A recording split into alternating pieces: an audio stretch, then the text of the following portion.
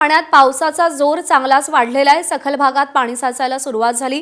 ठाण्यातील वंदना डेपो, बाजारपेठ, बारा बंगला परिसरात पाणी साचलेलं आहे। गेल्या 2 तासात 16.77 मिलीमीटर पावसाची नोंद झाली आहे। आमचे प्रतिनिधी हितेश पांचाळ यांनी आढावा घेतलाय, पाहूया।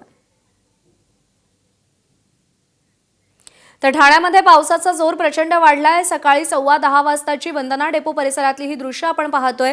इथे कायमच पाणी साचतं जेव्हा जेव्हा जोरदार पाऊस होतो तेव्हा, आणि आजही या भागामध्ये पाणी साचलेलं आहे। बसेसची मोठ्या प्रमाणात ये-जा असते या भागामध्ये। त्यासोबतच बारा बंगला परिसरात पाणी साचलंय। कोपरीहून ठाण्यामध्ये येणाऱ्या लोकांना बारा बंगल्याच्या परिसरातून यावं लागतं, त्यामुळे तिथे सुद्धा मोठ्या प्रमाणात वाहतूक कोंडी होण्याची शक्यता वर्तवली जाते।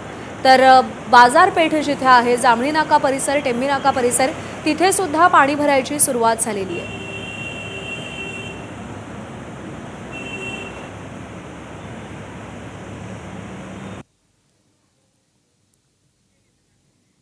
तर ठाण्याची बाजारपेठ सकाळी 11 वाजताची ही दृश्य आपण पाहतोय। अत्यंत चिंचोळ्या गल्ल्या आणि परिसर इथे आहे आणि तिथे मोठ्या प्रमाणात पाणी साचलेलं आहे। ही दृश्य सध्या आपण पाहतोय। अत्यंत अरुंद रस्ते आहेत, आजूबाजूला दुकानं आहेत।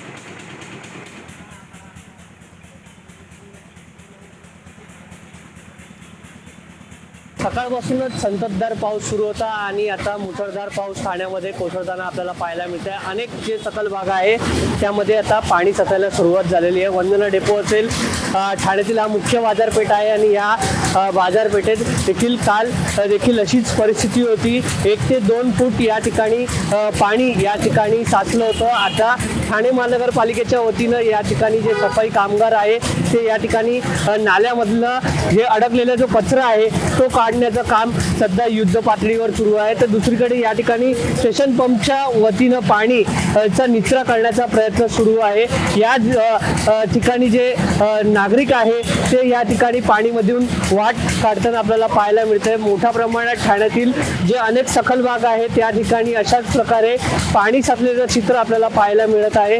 तर या संपूर्ण जो परिसर आहे या ठिकाणी मोठमोठ्या गोदाम आहे, त्या गोदामामध्ये देखील पाणी जाण्याची शक्यता नाकारता येत नाही। असंच जर मुसळधार पाऊस कोसळला तर मोठ्या प्रमाणात या ठिकाणी गोदामामध्ये देखील पाणी जाऊ शकतं आणि मोठ्या प्रमाणात नागरिकांचे हाल देखील होण्याची शक्यता आहे। व्हिडिओ जर्नलिस्ट विनय राजभरसह हितेश पांचाळ, एबीपी माझा, ठाणे। एबीपी माझा, उघडा डोळे बघा नीट।